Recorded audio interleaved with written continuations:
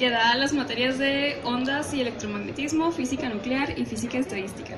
Él estudió física en la UAP, la Benemérita Universidad Autónoma de Puebla, hizo su posgrado en la UNAM en física y trabaja con física de partículas y campos. Entonces, una pregunta que muchos me hicieron que deberíamos de hacerle, una muy resonada pregunta, era ¿cuándo se arman las retas de básquetbol? Bueno, los martes y jueves a las 5:30, a las 5:30 en adelante. No, antes, hay una corrección, yo hice el posgrado en el CIMBESTAP de la Ciudad de México, entonces ahí hice la maestría y el doctorado. Se encuentra cerca del Politécnico, en la unidad, en la zona norte de la ciudad, Zacatenco. Okay. Los esperamos. ¿Quién juega básquet? Los físicos deben de jugar baloncesto. Dígale que los pasa si juegan. Hay puntos extras si juegan. Bien, ¿puede hablarnos un poco, para iniciar el coffee, un poco de su investigación, del trabajo que realiza? Bueno, no sé de qué grado estén aquí ustedes, en qué semestre, pero básicamente lo que yo hago es física de partículas, en un área, la física de partículas es muy extensa.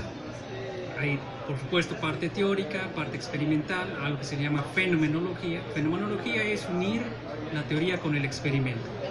Construyes una teoría y tratas de establecer su validez a través de comparación con datos experimentales. Si la teoría y tus predicciones teóricas coinciden, entonces tú puedes decir que has construido un buen modelo.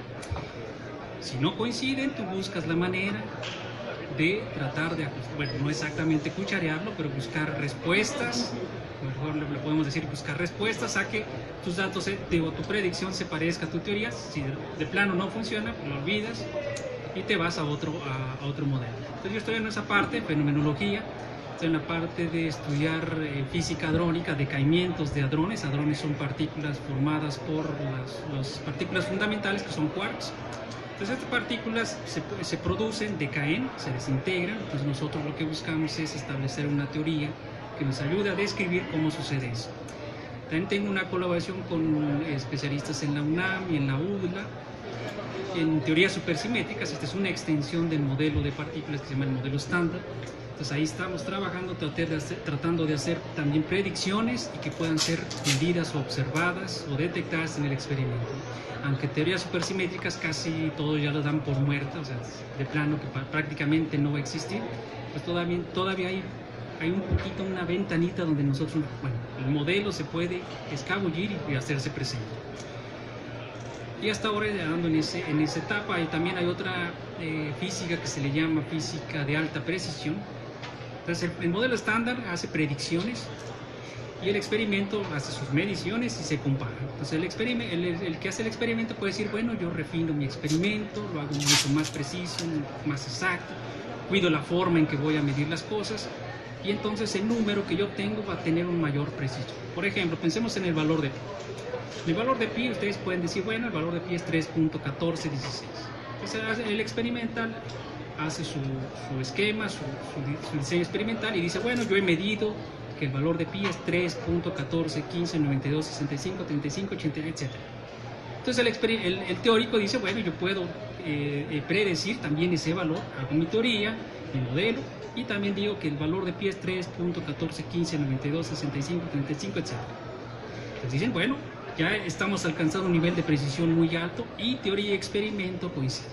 Entonces eso mismo se hace con modelo estándar. El experimental cuida mucho su experimento, lo vuelve a hacer, lo mejora y proporciona observables, o sea, datos, cosas que se miden, como energía, momentos, ángulos en los cuales las partículas salen disparadas y tienen un nivel de precisión alto.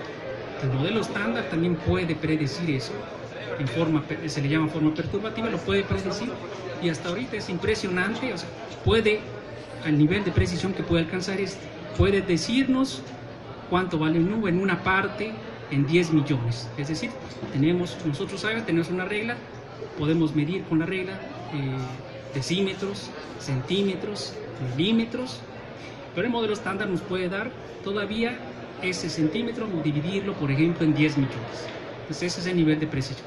Entonces hay algunas observables que se pueden calcular en modelo estándar, entonces esa observable se le llama el momento magnético anómalo de Moore. En esta parte hay una discrepancia entre teoría y experimento, o sea, no se pueden comparar. Hay una desviación aproximadamente de 5 valores estándar, eso significa que ya es mucho, pues algo debe de estar pasando ahí. Lo primero que uno piensa es que a lo mejor el experimento, pero pues el experimento ya tiene varios años y son especialistas, entonces dicen que el experimento no puede ser, ¿no? Entonces lo que se ha propuesto es volver a hacer ese experimento ya con la tecnología actual, porque este valor se obtuvo alrededor de 1974, yo creo que hasta ni sus padres habían nacido. Entonces se ha propuesto, se va a realizar esta medición en Chicago, lo que antes era el Fermilab. Se va a hacer otra vez la medición, se espera que incluso la precisión se alcance mucho más, sea mucho más preciso, y entonces ahí está el reto del modelo estándar de poder ser compatible o competitivo con esa medición. Si no coincide teoría y experimento, entonces lo que decimos los físicos es que hay nueva física. Entonces, si hay nueva física, eso siempre es muy interesante para nosotros porque tenemos en dónde trabajar, en dónde proporcionar nuevas ideas, generar nuevas ideas. Si coincide con teoría, con experimento, pues eso ya es aburrido porque ya lo sabíamos, ¿no? Entonces ya no hay nada más que hacer. Entonces es más motivante encontrar cosas que ya no podemos explicar porque así generamos nuevas ideas. Usted realiza toda esta investigación actualmente, pero una de las preguntas que más tenemos nosotros como estudiando la licenciatura es cómo podríamos nosotros empezar, aunque sea un acercamiento chiquito, a hacer investigaciones similares a las que usted realiza. Una investigación chiquita. Bueno, tienen ustedes si mal recuerdan, en el penúltimo año, una materia que se le llama opción libre, donde pueden iniciarse a la investigación, elección libre elección, donde el orden de los factores no te produce. Y también es una teoría conmutativa. Lo que pueden hacer es, también hay unos programas, no sé si existe, debe de existir aquí en Monterrey un programa que se llama Delfín de Movilidad Estudiantil. Entonces ustedes pueden iniciarse, primero es viajar nada más, pero más o menos se van enterando de qué tipo de cosas hay. Después hacen estancias. Yo conozco a varios de sus compañeros que en verano han hecho unas estancias, ya sea por la Academia Mexicana de Ciencia, la Sociedad Mexicana de Física, la OE, el CIMPESTAB, la UNAM, Puertas Abiertas. Ahí ustedes pueden empezar a hacer ciertas pequeñas estancias donde empiezan a trabajar o a adentrarse en el mundo de la física, lo podemos llamar física moderna, física de frontera. Ustedes ya empiezan a saber qué es lo que se tiene que hacer para hacer investigación y a lo mejor empiezan a ir a hacer sus pininos. Por supuesto es necesario que termine toda la formación para poder hacer una buena investigación, porque posiblemente en algún instante se van a encontrar con conceptos que debieron haber visto en la licenciatura, no sé, a lo mejor cosas de radiación que se ven en electromagnetismo, cosas de mecánica cuántica, amplitudes de transición, o sea, todo eso deben de saber. O sea, bueno, en el área de física y partículas, todo eso debes de conocerlo y saber ya qué significa. Entonces, lo mejor es aprender bien de sus cursos, estudiar y empezar a hacer estas estancias académicas. Con eso es un buen comienzo. Una última pregunta ya para empezar con las preguntas más largas. Esto es algo que muchos quisiéramos saber, sobre todo en los primeros semestres, y creemos que usted podría contestárnoslo de una manera que podamos entender como con conceptos más básicos. ¿Qué es un campo? ¿Quién preguntó eso? A ver, díganme qué es un vector. ¿Qué es un vector? Un vector es una representación, es un objeto matemático, un ente que nos ayuda a entender, por ejemplo, qué es la velocidad, a entender qué es un desplazamiento. Es un ente matemático que nos ayuda a entender la realidad. Entonces, un campo también nos ayuda a entender cómo se comportan el mundo subatómico. Es una herramienta que nos sirve. Nosotros concebimos las interacciones entre partículas a través de campos. Entonces, eso va a ser un campo, es una herramienta. Una partícula no es el ente abstracto.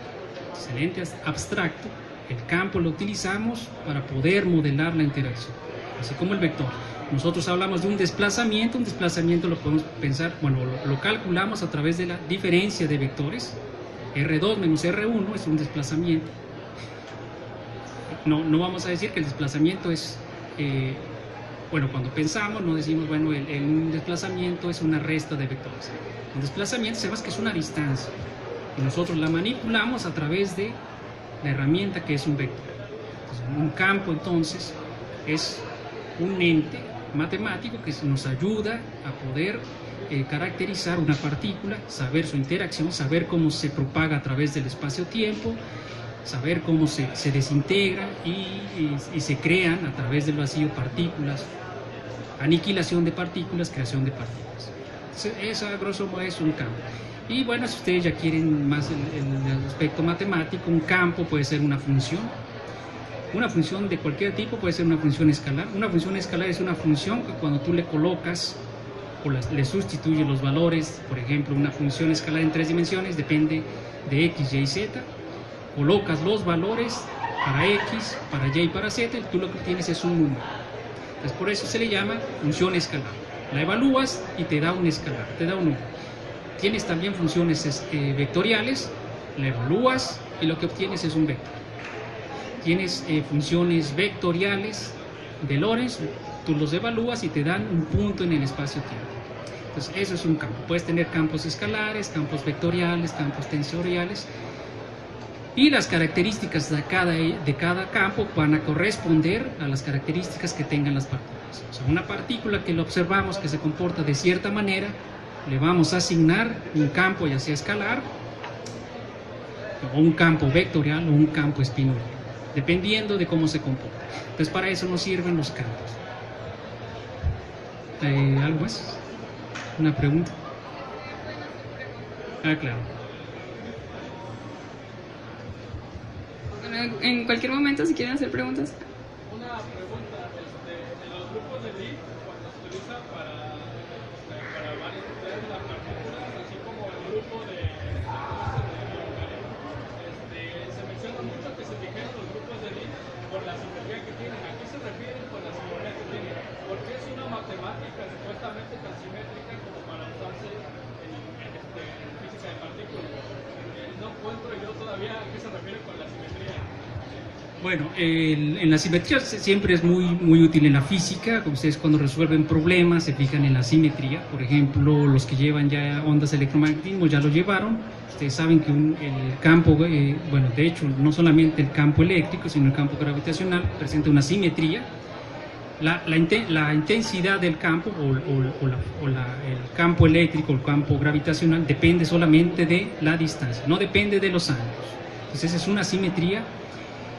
Y debido a esa simetría y a la dependencia 1 sobre r cuadrado, ustedes saben que ese es un campo conservativo. Saben que si calculan su integral de línea a través de una trayectoria cerrada, eso va a ser 0, y entre otras propiedades. Entonces, siempre las simetrías son muy importantes. En el caso de la física, la simetría se observa en los experimentos. O sea, lo que uno busca es encontrar objetos que satisfagan esas simetrías. Entonces, y ciertas propiedades. Por ejemplo, en el caso de mecánica cuántica, ustedes saben el principio de incertidumbre, ¿no? No pueden conocer la posición y el momento al mismo tiempo. Eso se transforma en unos objetos que se llaman operadores, y a esos operadores ustedes les dan cierta representación matricial. Entonces ustedes saben que en las matrices no conmutan, eso ya es podemos decir que es una simetría, no conmutan. Y entonces eso ya te regresa a lo que observamos. No puedes medir al mismo tiempo momento y posición, y eso lo trasladas a matemáticas en forma de un conmutador. Matrices. Las matrices no conmutan. Entonces lo que tú observas en el experimento lo trasladas a objetos matemáticos que van a cumplir ciertas simetrías. En el caso de física de partículas, todo se obtuvo a través de simetrías. Hay simetrías que se le llaman simetrías abelianas. Las simetrías abelianas son aquellas simetrías en las cuales los objetos conmutan. Nosotros sabemos, por ejemplo, que los números bajo la multiplicación 3 por 4 es igual a 4 por 3. Elección libre es lo mismo que libre elección. Es una teoría abeliana.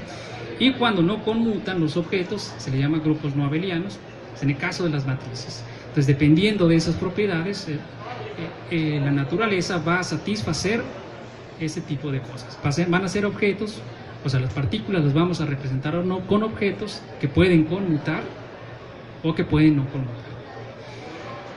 Y bueno, las interacciones, bueno, van a ser necesario que alguien lea este libro. Las interacciones en física de partículas se introducen a través de una simetría. Se supone un modelo en el cual existe cierta simetría de cierto tipo, y a través de esas simetrías es como se introducen las interacciones. Cualquier desviación de esa simetría se le conoce como un rompimiento de la simetría. De hecho, el hecho de que exista un rompimiento de la simetría espontánea de un potencial llamado potencial de Higgs, eso produce que existe en realidad entonces el Higgs y que las partículas tienen masa. Entonces, gracias a ese rompimiento de esa simetría, pues existe el Higgs. Entonces, la simetría nos sirve ya sea para modelar una realidad lo más simple posible. Entonces, siempre vamos a partir de lo más simple a lo más complejo. Así como ustedes estudian el tiro parabólico, inician con el caso más simple, sin fuerzas de fricción, sin una fuerza que sea proporcional a la velocidad, así todo está bonito. Una vez meten ese efecto, ya la ecuación diferencial es más complicada de resolver, pero sí se puede resolver. Entonces siempre se inicia con las cosas más simples y eso se logra a través de imponer simetrías. Después, para llegar a la realidad, se deja que esa simetría se rompa un poco y ya se puede llegar a lo que observamos en la naturaleza. ¿Más preguntas? Si tienen preguntas, nos dicen. Bueno, una... En la pequeña debate, la verdad no fue debate sobre los neutrinos, las situaciones de neutrinos, y es lo que no nos quedó claro a la mayoría. ¿Cuál es la diferencia entre finalidad y felicidad? No lo entendí. No sé si uno es un concepto matemático y el otro de verdad es una propiedad que se tiene en las partículas, o si la verdad no entendí la diferencia. Bueno, esa diferencia, cuando las partículas no tienen masa, es lo mismo. Uno se refiere a la proyección del spin en la dirección del momento, y otro se refiere a la representación o las propiedades de transformación ante los grupos del orden, ¿no? Cuando no se tiene masa es lo mismo. Cuando las partículas tienen masa, esas propiedades son diferentes, no es lo mismo. La que varía es la helicidad, dependiendo, o sea, la que ya... Sí, la helicidad. La quiralidad tiene que ver con las propiedades de las matrices de Dirac, las gamas. Y la helicidad tiene que ver con la orientación del spin en la dirección, la proyección del spin en la dirección del momento de la partícula.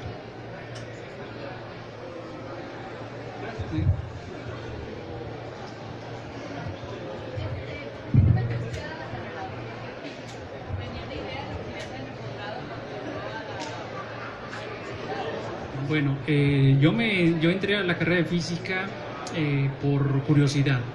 Cuando estaba yo en la preparatoria tenía varias opciones, tenía ingeniería química porque tenía una profesora de química que explicaba muy bien, entonces básicamente entendía la química, y yo dije, esto es lo más fácil del mundo, me gusta cómo se forman los alcanos, los alquenos, etcétera, etcétera. Me gustaba también economía, me gustaba también, por ciertas razones, quería estudiar también contaduría, debido a que yo pensaba que podía hacer esa carrera de contaduría y irme a jugar a baloncesto profesional a Estados Unidos, ¿no? Eso es lo que yo pensaba. Y física me llegó porque un amigo tenía un hermano que estaba estudiando física, y bueno, le comentaba a su hermano sobre las cuestiones de física, y en específico de física de partículas. Le hablaba de los quarks, le hablaba de los letones, de la materia, la antimateria. Y en ese tiempo, bueno, ahorita creo que todavía existe, había una revista que se llama Muy Interesante. Esa revista en ese entonces era muy interesante, o sea, había temas muy interesantes. Ahora habla, creo, incluso de horóscopos, o no sé de qué habla, pues ahorita ya no está muy interesante. Entonces ahí yo empecé a leer la divulgación de la física de partículas, y ahí hablaban sobre las propiedades que tenían estas partículas, cómo formaban la materia, pero de una forma, por supuesto, de divulgación. Entonces a mí me daba curiosidad cómo era posible que lo dijeran tan fácil, o sea, es tan fácil la forma en que lo dicen, cuál es el respaldo que tiene esta información. Entonces me dio curiosidad por saber cuál era el respaldo. Entonces ya cuando voy a inscribirme en la universidad, a la Benemérita, tengo a mi izquierda economía y a la derecha física. Entonces me digo, bueno, ¿cuál de las dos selecciono? Ah, pues me voy por física. Y así llegué a física. Cuando entré a física, yo no sabía que existía, además de la licenciatura, una maestría y un posgrado, sino ya fue como a mediados de la carrera que mis profesores, algunos ya con doctorado, pues nos empezaban a platicar de qué es lo que íbamos a hacer después, que había un programa de maestría, un programa de doctorado, y el consejo que ellos nos daban es que lo mejor que podíamos hacer, pero tendrían sus razones, es terminábamos la licenciatura en Puebla y que nos fuéramos a otro lado a hacer la maestría y el doctorado. En Puebla había un posgrado, pero nos decían, no, aquí no lo hagan, váyanse a otro lado. Y había un profesor, lo recuerdo mucho, que nos dio métodos matemáticos, nos decía, váyanse al CIMBESTAB, es el mejor centro del país. Váyanse al CIMBESTAB o a la UNAM. Y otra profesora que también me dio mecánica estadística me dijo, ustedes tienen todo para irse al CIMBESTAB, entonces váyanse al CIMBESTAB, hagan aquí el posgrado, no se queden aquí, por favor. Eso fue lo que nos dijeron. De hecho, es una buena idea porque nos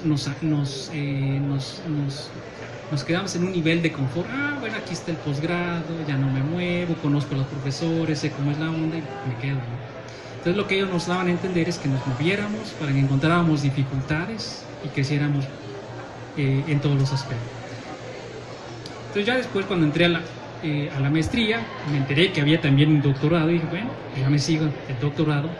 Y fue allí en donde empecé el CIMBESTAB tiene, durante lo que dura el semestre, dos importantes sesiones de charlas. Unas sesiones, si mal recuerdo, los martes, dedicadas exclusivamente a física de partículas, y el miércoles es un coloquio que se dedica a todas las áreas. Entonces tú entras a los dos. En el coloquio del miércoles tú te enteras de todas las áreas, incluso puede ir alguien de biología, de biotecnología, genética, química, control automático. Y en el de los martes te enteras únicamente de los avances, del estatus de la física de partículas. Entonces cuando empiezo a ir a esos eventos, pues yo me digo, me quedo en partículas. O sea, a mí me gusta mucho esto de las partículas, quiero saber más de ellas, me voy a meter en el formalismo. Aunque claro, la maestría debemos de entender, como está establecido aquí en México, es una nivelación de todos los estudiantes que se encuentran a lo largo de la República. Entonces vuelves a tomar métodos matemáticos, teoría electromagnética, mecánica clásica, pero a un nivel más intenso y con un ritmo de trabajo también más intenso. No son los 3 problemitas que les encargan aquí por semana, es 15 problemas para el viernes y de 4 materias. Entonces es un nivel más intenso, un nivel mucho más elevado, pero te ayuda, porque te ayuda a que empieces tú a tener esta actitud de un investigador, que es un investigador y está constantemente investigando, buscando fuentes, solucionando problemas, pensando en un problema, no un día, 2 días, 3 días, 4 días, 5 días, trabajando sin horario. La ciencia no es voy a trabajar de 5 a 7 haciendo esto, es trabajar hasta que te canses, y si puedes, hasta más allá, ¿no? Entonces eso te enseña en la maestría. Ya en el doctorado, por supuesto, ya te especializas, ¿no? ¿Más preguntas? Bueno, respecto a la diferencia tan grande en el nivel de exigencia de una maestría con respecto a la licenciatura, ¿qué consejos podría darnos para como irnos acostumbrando a que tenemos que, si queremos dedicarnos a ser investigadores, que tenemos que pues poner mucho esfuerzo y mucho tiempo en ello? Dejen las redes sociales, dejen los juegos. No, lo que pueden hacer es trabajar en equipo. Pues en el CIMBESTAB es un nivel de exigencia muy alto. Entonces la mejor manera que tienen ustedes de poder tener éxito, por ejemplo en el CIMBESTAB, es trabajar en equipo. Dividen el trabajo, como dicen, divide y vencerás. Les dejan 15 problemas, si son 5, a cada quien le toca 3, lo dividen, lo hacen, se lo explican entre ustedes y esa es la mejor forma de trabajar. Y actualmente, o sea, los físicos siempre trabajan en colaboración, Tienen ustedes el experimento del CERN, el LHC, Fermilab, Gran Sasso, Ice Cube. Hay varios experimentos donde no solamente es una persona, son miles de personas. Y también la parte teórica, incluso en la física de partículas, son colaboraciones. En los papers, en los trabajos pueden aparecer 3, 4 personas en su nombre, son colaboraciones en equipo. Es muy difícil, no imposible, que solamente una persona esté trabajando en algo teórico. Puede ser porque hay personas muy capaces, ¿no? Yo tuve un compañero en la licenciatura, en la maestría, él trabajaba solo, nosotros nos reuníamos, éramos 3 compañeros, hacíamos la tarea, los 3, nos dividíamos la tarea, estudiábamos juntos y así lográbamos pasar bien el examen. Y este alumno no, se iba solo, regresaba, nos iba a ver en nuestro cubículo que estábamos trabajando. ¿Qué haces? No, pues estoy haciendo la tarea. Ah, yo ya la terminé. Y la de electro, ah, también. Y la mecánica, también. Entonces, ¿qué estás haciendo? Ah, estoy leyendo un libro sobre filosofía y esas cosas. Y el alumno le iba muy bien, pero pues era una persona muy capaz. O sea, no todos somos muy capaces. Hay personas que son muy talentosas y hay personas que necesitamos trabajar. Y trabajar en equipo es lo mejor, ¿no? Entonces, ese sería el consejo. Hay que trabajar en equipo. Bueno, ahorita que usted mencionaba lo de las redes sociales, que debemos dejarlas, es recomendación. ¿Cuál sería como su opinión respecto a toda la información que tomamos de las redes sociales respecto a veranos, artículos o las cosas que, por ejemplo, usted nos comparte por Facebook? Bueno, claro, el mensaje no es realmente dejarlas, sino saber cómo manejarlas, ¿no? Para las redes sociales efectivamente funcionan. Por ejemplo, a mí me invitaron aquí a través de las redes sociales. Entonces hay que saber cómo usarlas y para el propósito que ustedes tienen.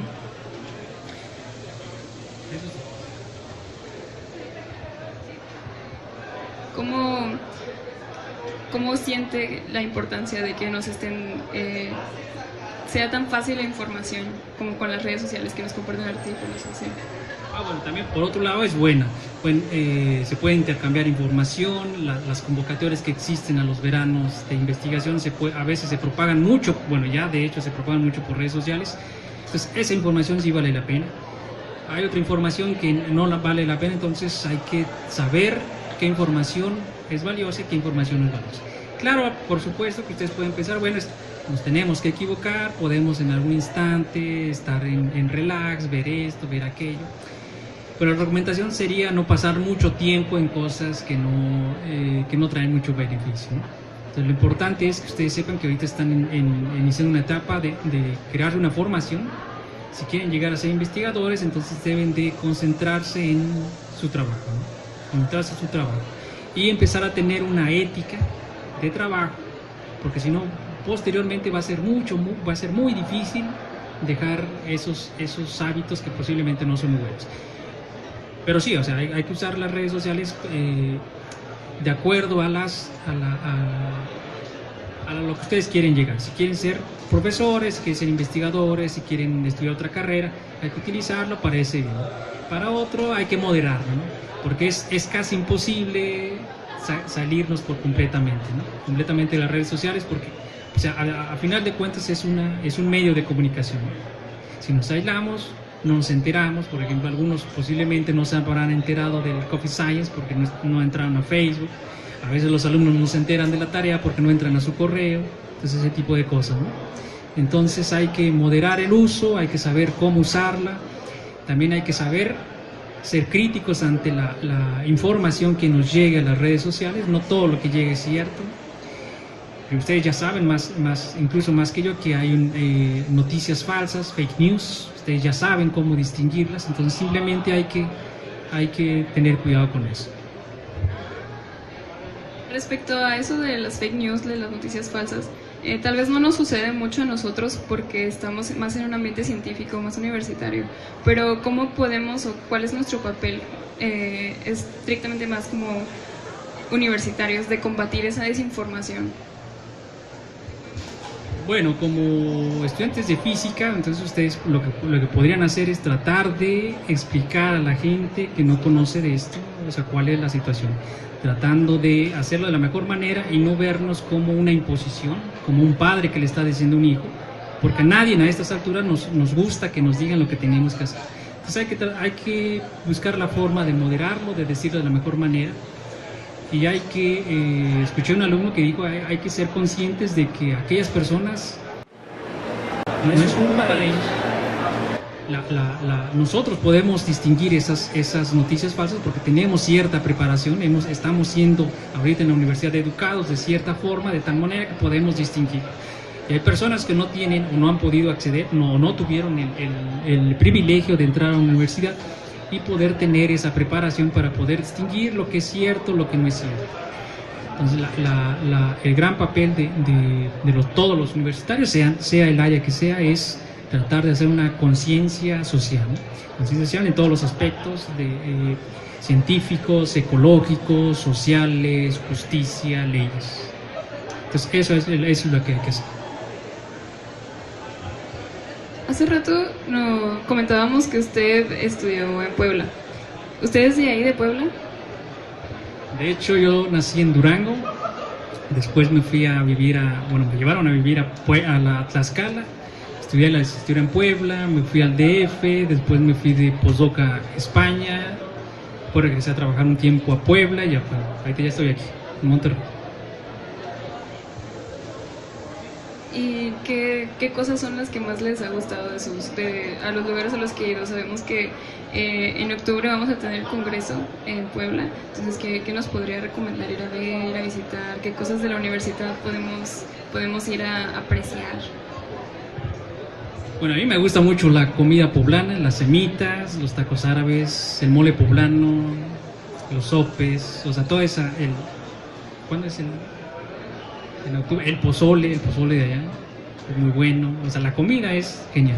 Para ir a divertirse como jóvenes están el barrio de los Sapos, pueden ir ahí, es como una... ¿cómo se llama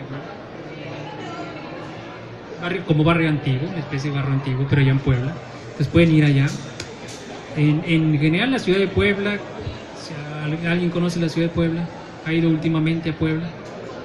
La ciudad de Puebla está muy bonita, claro, como todas partes, o sea, tiene sus partes bonitas en el centro, pero para divertirse hay el barrio de los Sapos. Para ir a comer hay muchos lugares, comida muy buena.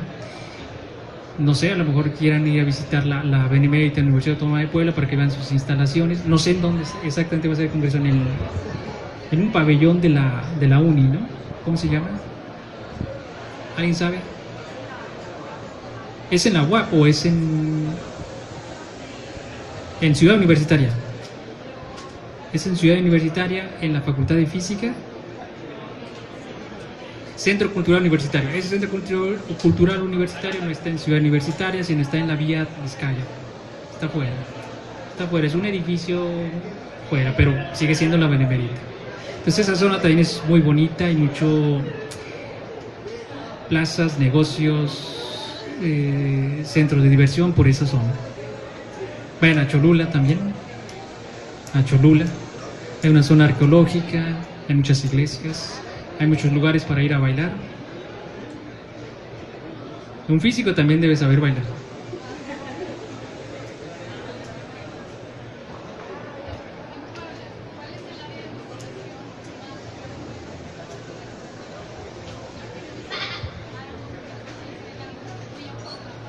Física de partículas.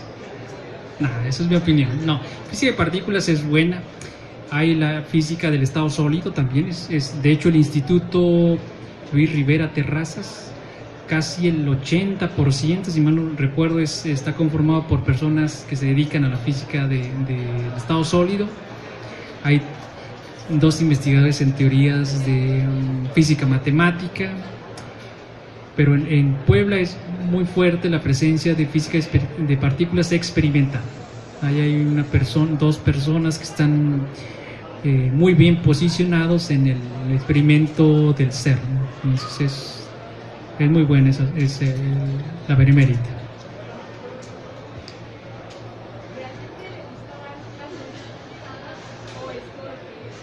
Es porque tengo que dar clases. No, o sea, a final de cuentas la labor de un físico, ustedes también tienen que tener esa labor, es lo que mencionábamos hace rato, ¿cuál va a ser la labor de ustedes como universitarios? Tienen un conocimiento, hay que esparcirlo.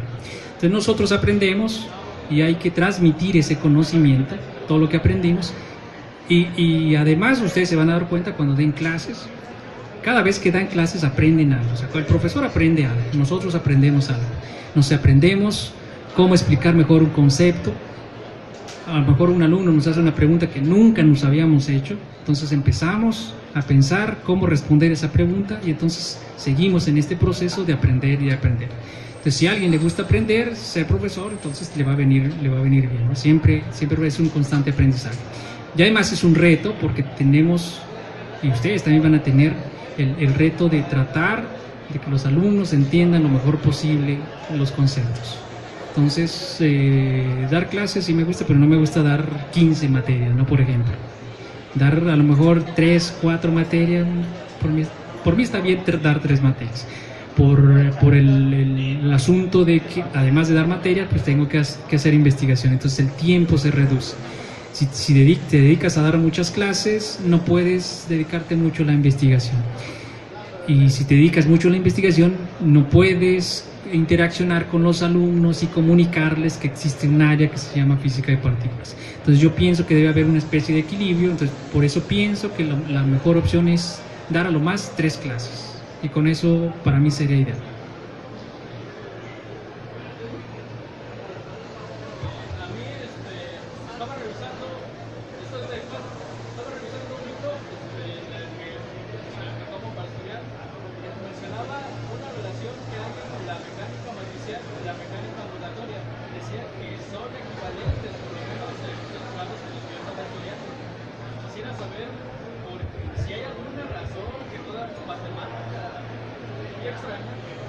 por la cual esto es cierto, o es simplemente algo que se observa que es equivalente. Eso no lo sé. Es una buena pregunta. Que son equivalentes la mecánica matricial. Cuando nosotros manejamos el concepto similar, es algo que todavía no me queda muy claro, pero cuando nosotros manejamos conceptos similares, cuando estaba estudiando lo de las ecuaciones que le comenté,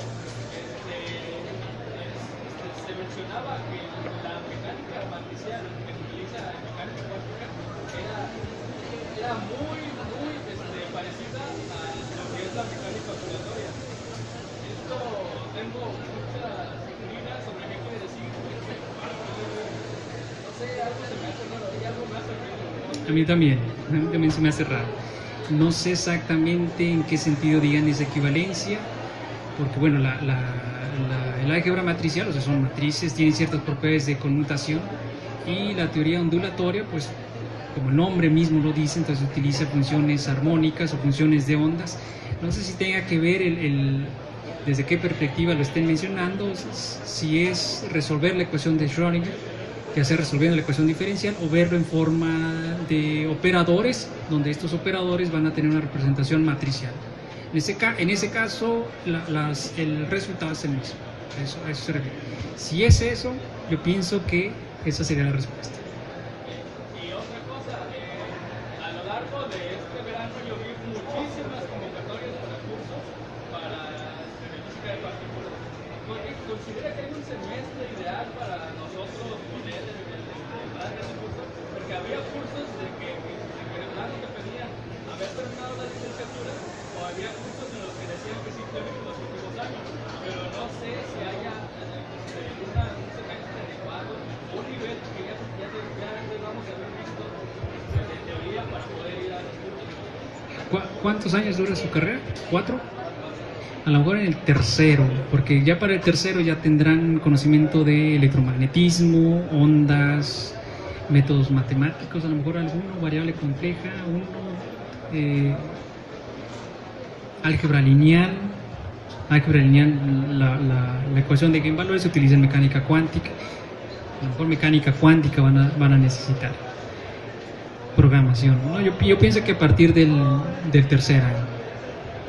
Y bueno, eso depende, como tú bien lo mencionas, de la convocatoria, especifica que ya terminaste tiene alguna razón de ser, ya tienes que tener todo el conocimiento, o el último año porque dice, bueno, si te falta, no sé, mecánica cuántica 2, que es teoría de perturbaciones, no importa, la puedes tomar. Si te hace falta, no sé, física nuclear o física, gravitación, por ejemplo, no importa, lo puedes tomar. Entonces eso depende más de la convocatoria, pero yo pienso que ya podrían iniciar desde el tercer año.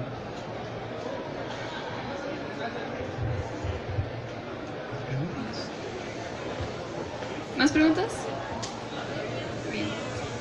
Hace un momento nos estaba platicando de que no le gusta dar tantas materias como profesor, pero pues sí ha dado bastantes y ha estado muchos años dando clases. ¿Qué consejo nos podría dar para nosotros como estudiantes que usted haya visto mucho dando clases? ¿Qué consejo nos podría dar para mejorar nuestro desempeño escolar? Hagan preguntas, participen, eso es todo. Sí, o sea, haciendo preguntas, lo que les he dicho es que ustedes están en una etapa en la cual se pueden equivocar. Entonces tienen que hacer preguntas, tienen que pasar al pizarrón, tienen que participar. De esa forma se ayudan ustedes y me ayudan a mí, o al profesor, ¿no? Porque el profesor se da cuenta cuál es el concepto, el procedimiento, la metodología que no se ha aprendido. Entonces nos damos cuenta y lo corregimos. Si ustedes no nos preguntan, si no pasan al pizarrón, no nos enteramos nada de eso y no se resuelve ese problema. Como dice un dicho, la bisagra que suena o la bisagra que rechina es la que va a ser arreglada, ¿no?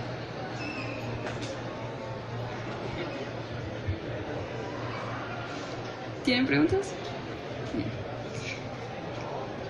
¿Alguien? Ah, no. Respecto a cuando usted estaba estudiando, que estudió la licenciatura y luego su posgrado, ¿qué ha sido la experiencia más memorable que tuvo? En la licenciatura.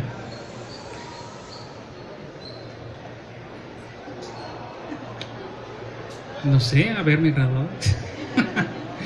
No, en la licenciatura vine a un congreso que se realizó aquí en Monterrey, en el 98. Creo que todavía no había nacido nadie, ¿verdad? Alguno de ustedes apenas estaba ahí dando sus primeras patadas. Entonces, eso fue una experiencia, venir a un congreso la primera vez, saber que había mucha gente de todos lados haciendo física, había varias áreas de física y sobre todo fue una gran satisfacción haber encontrado a otros físicos que también jugaban baloncesto. En la maestría, pues simplemente, no sé, las mayores satisfacciones siempre como alumno es pues, sacar una buena calificación, ¿no? Entonces, no sé, hacer la tesis, presentarla, graduarme y decir, bueno, ya terminé, darme un periodo de vacaciones y regresar. Respecto a lo del baloncesto, ¿por qué ahorita dijo que todos los físicos deberían jugar baloncesto? ¿Tiene algún sentido físico? Claro, todos los físicos deben de jugar baloncesto porque ahí pueden estudiar tiro parabólico, caída libre, rotacional, el balón rotando, trabajo, energía, calor y fluidos, temperatura, transferencia de temperatura, o sea, está ahí toda la física, ¿no? Está toda la física, fuerzas de fricción. Por eso, no, fue más porque si todos los físicos juegan física, entonces ya nos vamos a ver todos los físicos allá en las canchas.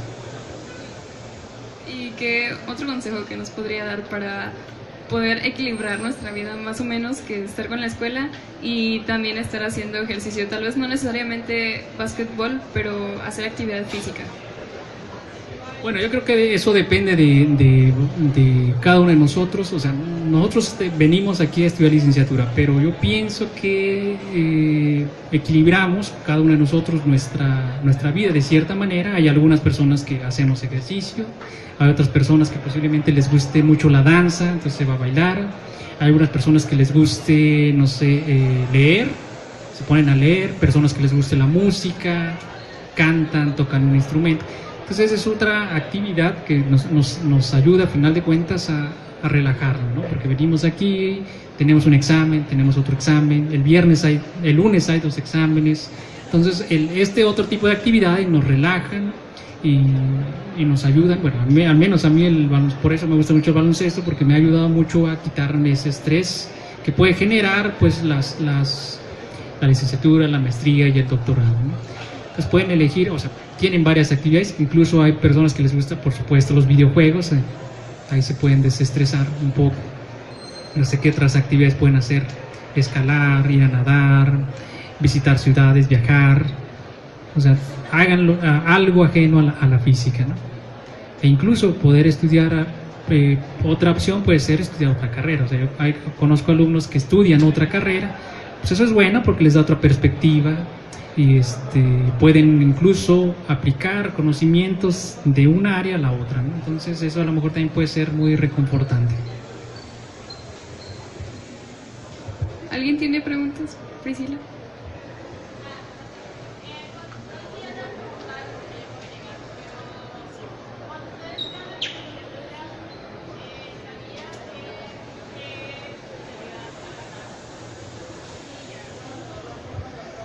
A ver quién le responde a esa. Bueno, sí, ya tenía un poco de idea, ¿no? Entré a la licenciatura y ya tenía idea de que me quería dedicar a la física de partículas. Eso me intrigaba, ¿no? Me intrigaba saber qué había de trasfondo en la divulgación de la física de partículas. Quería yo saber qué había más. O sea, yo me imaginaba, no es posible que sea así tan fácil de hablarlo y decirlo. Tiene que haber algo más, tiene que haber algo que realmente establezca que es así y no hay forma de voltear a su otro lado. De la física, pues no, la física de partículas y tal vez algo que se llama física matemática, posiblemente.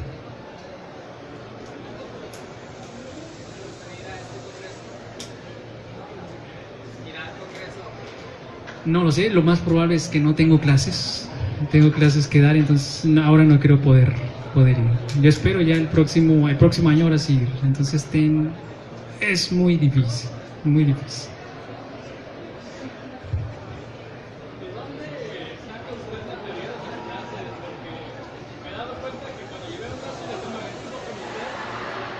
Buscaban libros, muchísimos libros, y no se desarrollaban las ecuaciones, ni siquiera las desarrollaban. O sea, las ecuaciones que usted nos mostraba no se desarrollaban, ¿verdad? Nada más lo mostraban ahí como esto fue deducido de manera experimental. Y usted llegaba con un procedimiento bastante bueno el procedimiento, y de repente ya teníamos las ecuaciones ahí. No sé si tenga algunos libros especiales. Están los libros. Esos libros no los encontré. Hay que ponerse a trabajar.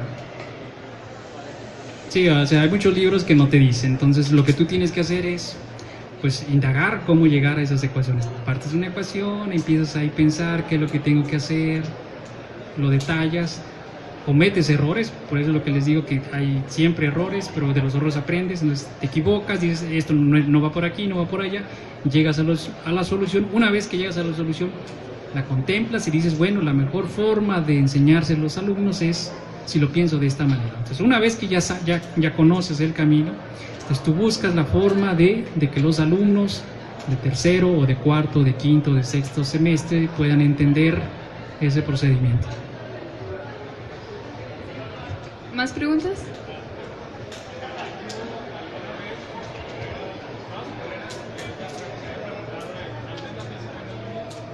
No.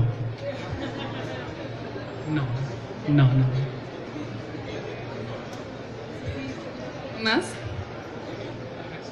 ¿Cuál es la rama de la física que menos te gusta?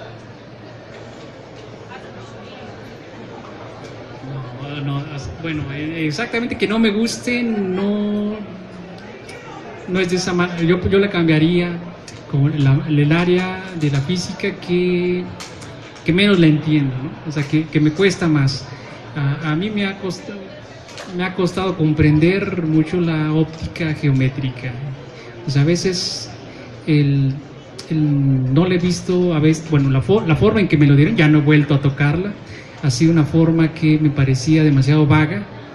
Claro, por supuesto, lo que mencionó ahorita Marco, pudo haber sido del hecho de que el profesor llegó y nos presentó las ecuaciones y eso era, ¿no? Entonces no vimos de dónde procedían esas ecuaciones, cómo deducirlas, cuáles eran los principios.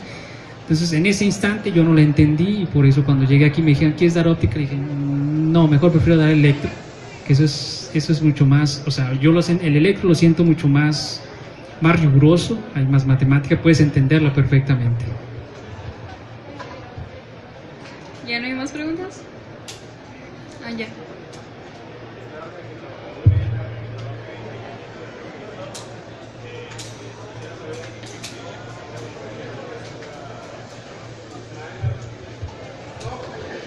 Bueno, el trabajo que tengo actualmente es un decaimiento hay un experimento en China que se llama BES, entonces él tiene ese experimento ya realizó ciertas mediciones, hay ciertos datos, ya han sido publicados y en eso estamos trabajando. En el caso del momento magnético anómalo de Mol, que también hablé, eso es un experimento que se hizo en Novosibirsk, en Rusia. Ese es un trabajo que fue publicado en el 74, entonces existe desde hace tiempo. En el caso de la conversión con las personas que hacen supersimetría, pues esos datos se toman de los datos que se obtienen del CERN.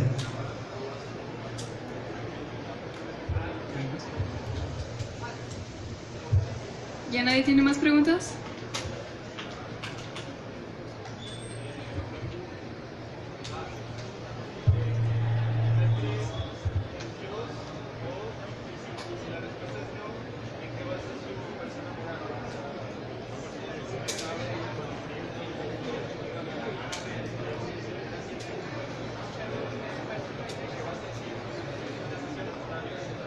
Okay. Yo soy agnóstico en el sentido de no me tomo el tiempo de decir si existe o no existe un Dios. No lo voy a, nunca, no está en mi ser discutir si existe o no existe. No quiero probar si existe, no quiero probar si no existe. En lo que sí creo es en las personas, en la que tengo fe es en las personas en las que profesan una religión y la cumplen y la sienten de manera honesta. Entonces a esas personas las respeto. Y incluso puedo entrar a sus ceremonias religiosas, a sus templos, y a eso lo respeto. Pero decir que creo o no creo, que lo defiendo o no lo defiendo, que tengo mis argumentos, eso es, podemos decir que no me interesa. Entonces soy agnóstico en ese sentido. O sea, yo no le veo la razón por qué estar peleando o discutiendo o argumentando a favor o en contra. Lo que respeto son las personas.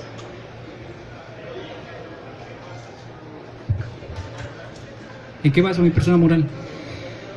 Bueno, eso depende porque lo que nosotros vamos a entender por moral, yo pienso, depende de lo que nosotros decidamos para nosotros, lo que es bueno y lo que es malo. A partir de ahí, nosotros vamos a definir nuestra moral. ¿Qué es bueno para mí? ¿Qué es malo para mí? Entonces, en eso lo baso. ¿Nadie más? ¿No? Bueno, vamos a pasar a la sección de las preguntas rápidas. Estas son preguntas un poco más chismosas, pero son así chiquitas, se responden en pocas palabras. Entonces, ¿está listo? Okay. ¿Qué es lo que más le gusta de ser investigador? Lo que más me gusta de ser investigador, pues hacer lo que me gusta. O sea, poder trabajar a mi ritmo, el tiempo que yo quiera, cuando yo quiera y en donde yo quiera. ¿Qué es lo que menos le gusta de ser investigador? Hacer trámites burocráticos. ¿Qué superpoder le gustaría tener? ¿Cuáles son las opciones? Dominar la mente de los alumnos. ¿Para que entiendan? ¿O para que...? ¿Sí? Exacto, para que hagan sus tareas, para que cuando yo les diga el examen es mañana, no digan, no, profesor, mejor lo cambiamos a tal. Que digan, sí, profesor, es más, lo adelantamos y mañana nos vemos a las 5:30 para jugar baloncesto. ¿Qué pasó?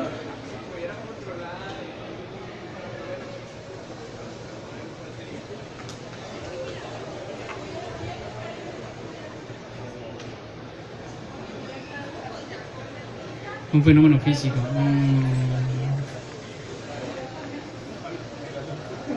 No es necesario. No sé, a lo mejor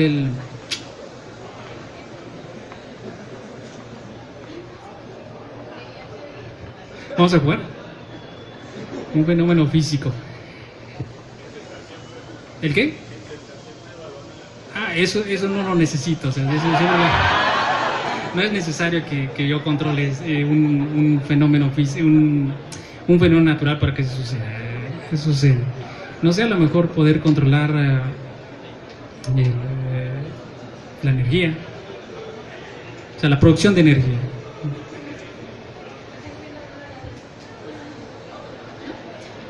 ¿Cuál es su comida favorita poblana? Las semitas poblanas, son muy buenas. ¿Su comida favorita de aquí de Monterrey? Pues la carne asada, el tibón, la rachera, soy carnívoro. Por si hay algunos vegetarianos, de lo que se están perdiendo. ¿Cuál es su dinosaurio favorito?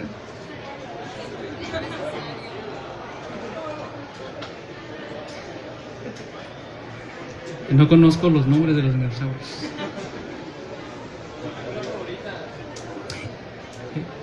¿Existe algo que se llame brontosaurio? ¿Sí? Bueno, ese. ¿Tiene hobbies además de jugar básquetbol? Bueno, sí tenía, porque ya no me da tiempo para hacerlos. Entonces, además de jugar baloncesto, pues me gusta, no sé, leer algunas otras cosas fuera de la física. Por ejemplo, me gusta la psicología, me gusta algunas cosas de filosofía, estudiar lengua, me gusta el francés. Ya eso lo dejé porque ya no tengo tiempo. Posiblemente eso. Y como todo físico, bailar. ¿Qué le gusta bailar? Algo que no sea, hay algo que bailan aquí en el norte, se llama huapango. Eso no, porque eso me canso demasiado, ¿no? Entonces eso no, yo creo que bailo huapango unos 2 minutos y con eso para mí es suficiente toda la noche. ¿Cuál es su película favorita y por qué? Nada más una. Bueno, he visto... hay una película muy interesante que trata de un físico y sus problemas para relacionarse con el mundo. Se llama Whatever Works, el director es Woody Allen. ¿Alguien la ha visto? ¿Sí la ven? Esa es mi favorita porque trata un físico. Entonces a lo mejor ahí muchos de nosotros podemos identificar ciertas cosas que tenemos y que a lo mejor podemos arreglar eso. ¿Su libro favorito y por qué? Bueno, hay un libro que me gustó mucho cuando lo leí, que es El Conde de Montecristo. Entonces, ese es un libro que me recomendó un amigo. Yo no lo había leído, me lo recomendó hace 10 años. Entonces lo compré, lo empecé a leer y, o sea, es fascinante cómo está conectado toda la historia. También la trilogía de la Fundación, también eso me gustó, es ciencia ficción. Y esos son los únicos que recuerdo. Ya no quiero meter la pata como alguien muy conocido, entonces con eso es suficiente.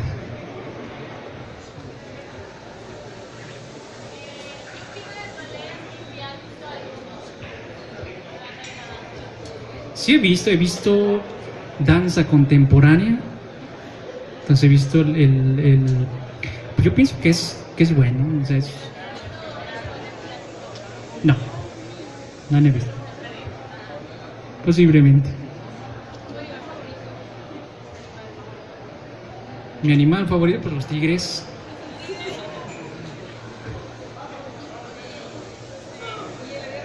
¿El qué?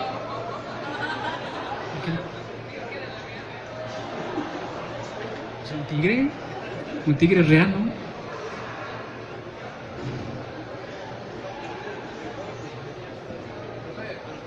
¿Cuál es su partícula favorita? La partícula favorita, a lo mejor el top. El top es el más pesado y es el que le da estabilidad al potencial de Higgs para que no existan otros mínimos y que podamos desaparecer. ¿Cuál es su bebida favorita? La bebida favorita. Bueno, a mí me gusta mucho La Coca-Cola Light.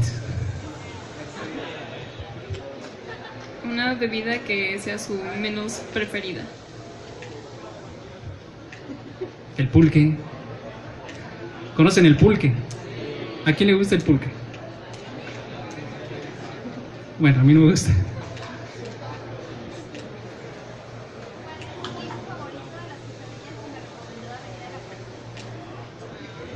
Las favoritas, pues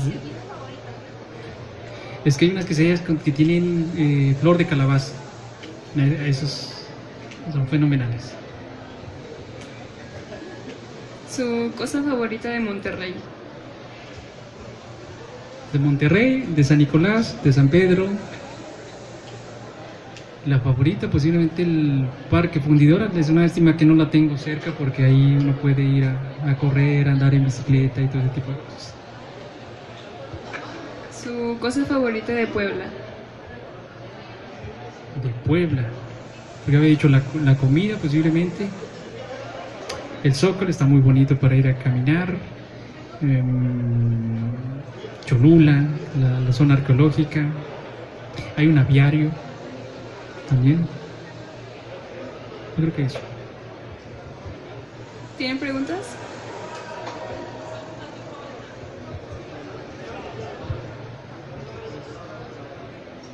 ¿Para qué? ¿Para bailar? ¿Para cantar? ¿Para dormir? ¿Para...? No, o sea, yo pienso que depende del estado de ánimo. O sea, hay muchas canciones que me gustan. Por ejemplo, la canción esta, la del soundtrack de Rocky, esa me gusta cuando voy a hacer ejercicio, ¿no? Para motivarnos, la de Rocky. Hay una canción que se llama no tengo el nombre, a lo mejor aquí lo tengo. Posiblemente la tengo.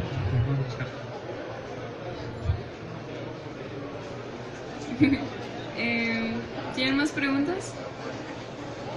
Bueno, esta es una pregunta que siempre sale en los coffees. ¿Las matemáticas son inventadas o son descubiertas? ¿Son reales? Las matemáticas. Entonces, ¿son inventadas o son qué? Pues yo creo que ambas, ¿no? Son inventadas o son descubiertas.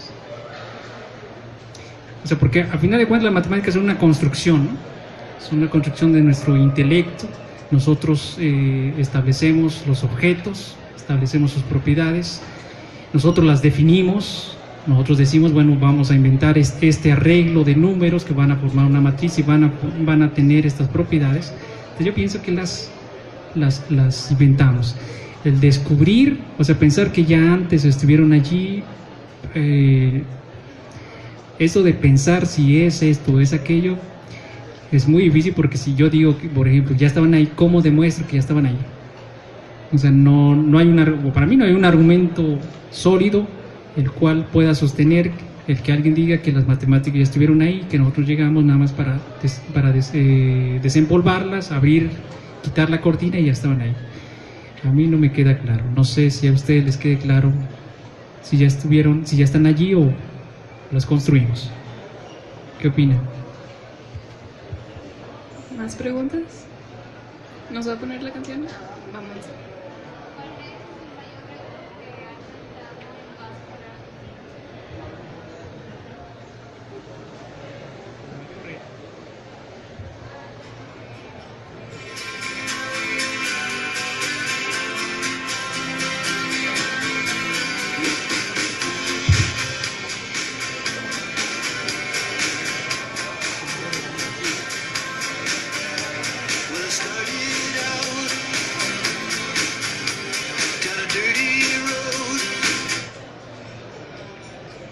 Learning to Fly.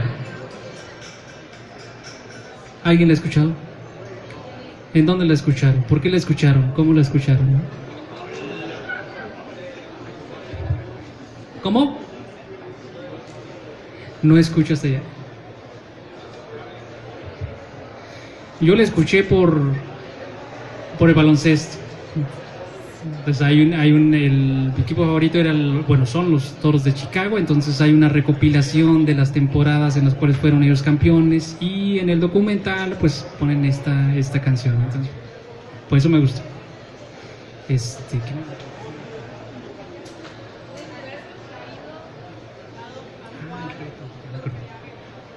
¿A cuál me gustaría regresar? A París. El mayor reto en mi carrera hasta ahorita es haber dado mi primera charla en inglés en Montpellier, en Francia, por supuesto.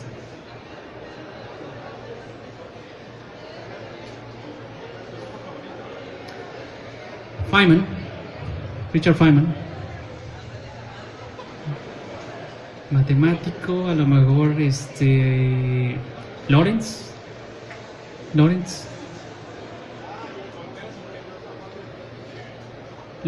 con T y con Z. Lorentz.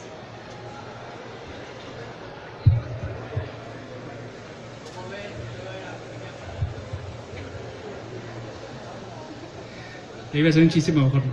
¿Cómo lo veo? Pues es prometedor, Es prometedor porque actualmente tenemos el gran colisionador de hadrones que funciona a una energía, si mal no recuerdo, 14 TeV, vamos a ponerlo de referencia, y tiene un tiempo de vida posiblemente hasta el 2000, a mediados del 2020, en la década de los 30, o sea 2025, 2030, va a dejar de funcionar porque tiene su tiempo de vida, los materiales con los que están hechos los magnetos se desgastan, los detectores, etcétera.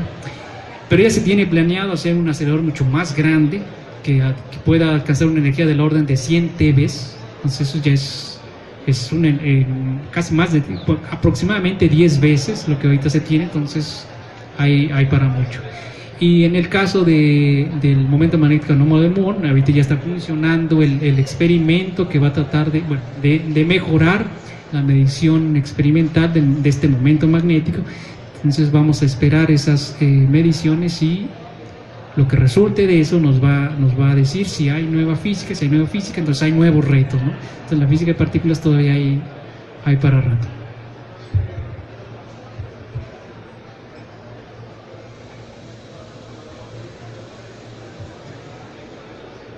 ¿Tiene más preguntas? Seamos capaces, la humanidad sea capaz de entender el universo a su escala mínima. No sé si vayamos a completar las teorías. ¿Quién sabe? No, eso no lo sé. Si lo supiera, yo ya tendría el premio Nobel, ¿no? Sí, o sea, saberlo, ya podría yo construir ese modelo. No sé, yo pienso que tenemos un límite, ¿no? Un límite tecnológico. En el caso de los aceleradores de partículas, como les comentaba, hay un límite la idea de hacer este acelerador a 100 TeV. Tiene que haber un límite a nuestra capacidad tecnológica, también al lugar en el que vivimos. O sea, no podemos siempre crear un acelerador muy grande, porque la energía cuando una partícula está acelerada en movimiento circular, se disipa. Entonces sabemos que la Tierra no es plana, aunque circule por las redes que era plana. Entonces la Tierra no es plana. Entonces hacer cada vez un acelerador más grande, en algún instante la curvatura de la Tierra va a afectar al acelerador, y eso va a impedir que se alcance la meta final, tanto en costos como en gastos operacionales, como en realidad obtener la energía deseada. O sea, vamos a tener un tope por energía perdida, ¿no? Entonces eso significa que solamente vamos a poder observar hasta cierta escala en el nivel microscópico, ¿no? Entonces vamos a tener un límite. Eso es lo que pienso. No sé, a lo mejor después suceden cosas extraordinarias y nos vamos sin límites, ¿no? ¿Qué le falta al país para ser potente en investigación o en ¿Qué le falta para avanzar más? Aquí en México hay muchos físicos en el área de partículas. Yo pienso que también en las otras áreas. Lo que le hace falta a México es invertir en educación, en ciencia, pero realmente en ciencia. Les comenté a algunos de mis alumnos de física nuclear. Había una propuesta hace unos 5 años de crear un acelerador de partículas aquí en México. Entonces estaban los teóricos y los experimentales, y llega el momento de ir a Deberían de apagar eso.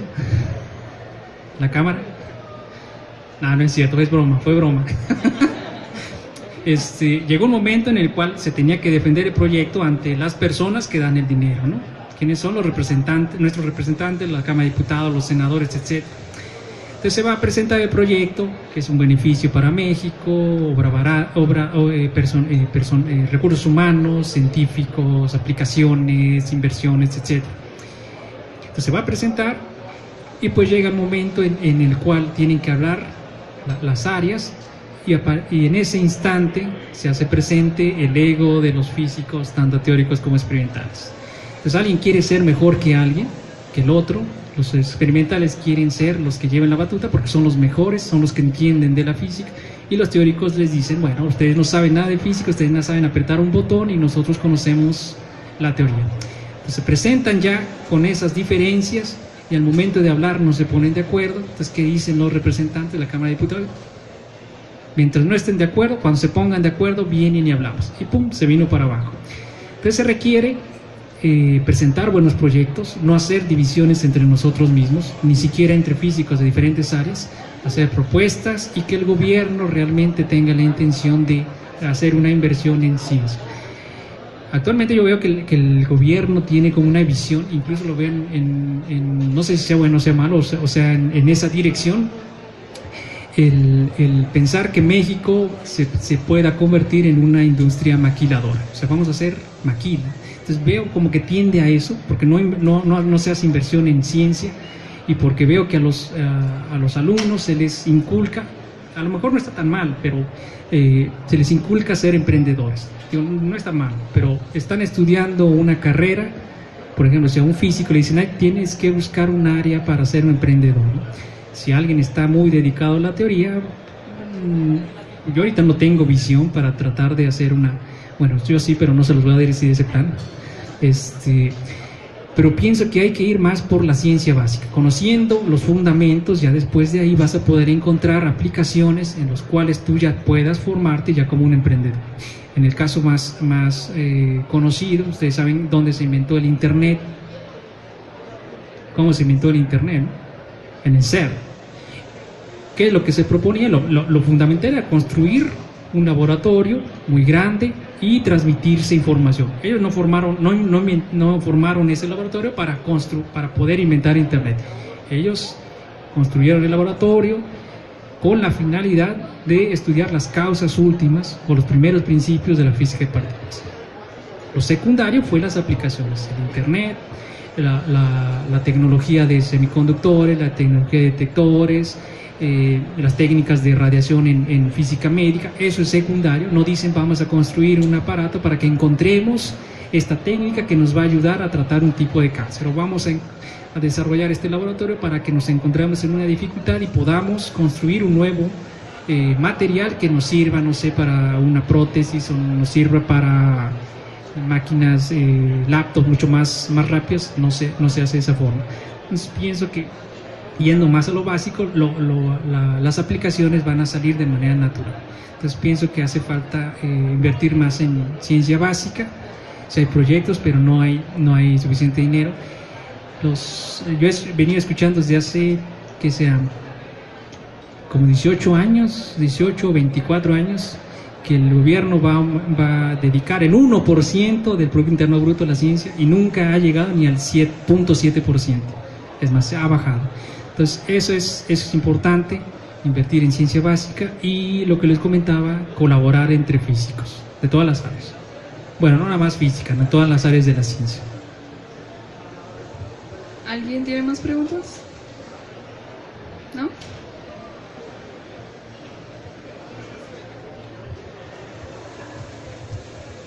Es que no hablo mierda.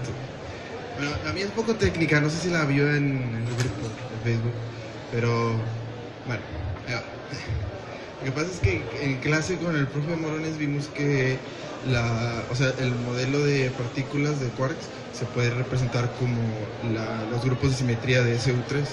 Entonces las partículas son las representaciones irreducibles de los grupos de simetría. Pero en verano, con el profe Huijosa, él dijo que las partículas son las excitaciones del estado base de los campos cuánticos. O sea, ya no tienes funciones de generadores del grupo de simetría, sino que tienes campos y las excitaciones del estado base producen las partículas. Entonces yo no entiendo cómo es que uno pasa de una teoría donde tienes generadores a una teoría donde tienes funciones de campo. O sea, yo sé que son equivalentes porque ambas son partículas, pero ¿cómo puedo establecer la relación? O sea, ¿cómo yo parto de una y demuestro la otra, o parto de la otra y demuestro la otra? No sé qué. Ahorita que lo menciono, yo pienso que hay una pequeña confusión. Un campo nos va a representar una partícula. Los generadores son los que te van a identificar a la simetría de la interacción a la cual están sujetos esos campos. Entonces esos son los generadores. Los generadores de la simetría te dicen cómo son las interacciones y te dicen el tipo de objeto que va a representar a las partículas. Te va a decir si va a ser un campo escalar, un campo espinorial, un campo vectorial. Eso es lo que te van a decir los generadores. Entonces los generadores están relacionados con las simetrías. ¿Qué simetrías? Esas simetrías te van a indicar cómo es la interacción. Entonces una cosa es las simetrías, los generadores, y otra cosa es los campos. Entonces, son entidades diferentes.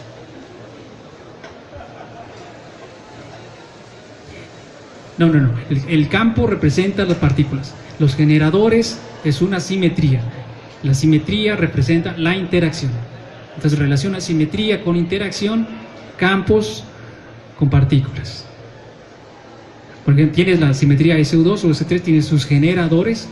Es la simetría que representa es que si tú tienes un objeto, le aplicas una transformación. ¿Cuál es transformación? Esa transformación está construida a través de los generadores. Entonces, dependiendo de cómo tú hayas construido tus generadores, la representación irreducible o la representación que tú gustes, tú vas a poder, entonces, tú le vas a dar la forma adecuada a ese campo que te representa esa partícula. Pero entonces, en cierta manera, están medio relacionadas, pero los generadores están relacionados con la simetría de la interacción, que quiere representar la simetría de la interacción que existe entre las partículas. Y claro, la forma del objeto que te va a representar a la partícula, por supuesto, depende de la simetría que tú vas a seleccionar. Porque si seleccionas una simetría no abeliana, necesitas matrices. Entonces el objeto que necesitas para representar una partícula tiene que ser una matriz, ¿no? O un vector de dos o tres entradas.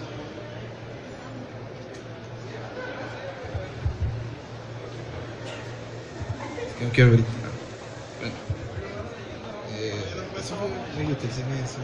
Pero es que el profe dijo otra cosa. Dijo,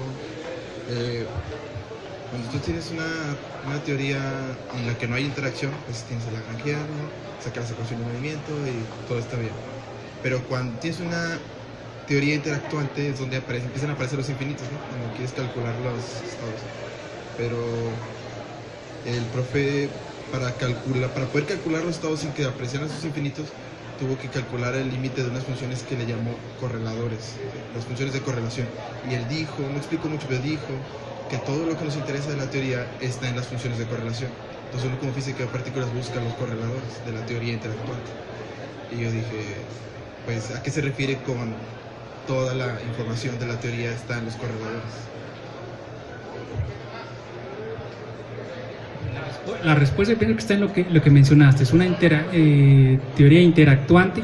Cuando calculas tú en mecánica cuántica, ¿qué es lo que tú calculas cuando resuelves una ecuación de Schrödinger con interacciones?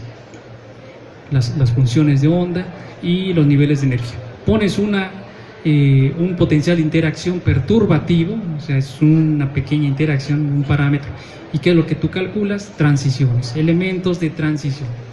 El elemento de matriz, la integral de la función de onda conjugada, el objeto que te representa a la interacción que es débil, y la otra función de onda en integral en el volumen. Entonces, ese es el análogo al correlatorio. Exacto. Entonces, toda la información de la interacción está ahí en el correlatorio. Cómo afecta a tu estado libre está ahí en esa información. Así como los elementos de la transición en mecánica cuántica, la información está en esos elementos porque ahí tú estás evaluando la transición de un estado inicial a un estado final pasando por el potencial de interacción.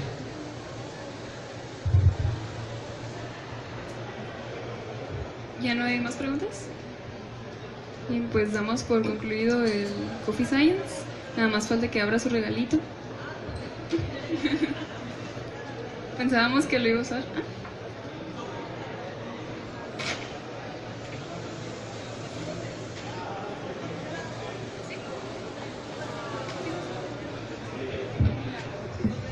Es una bolsa.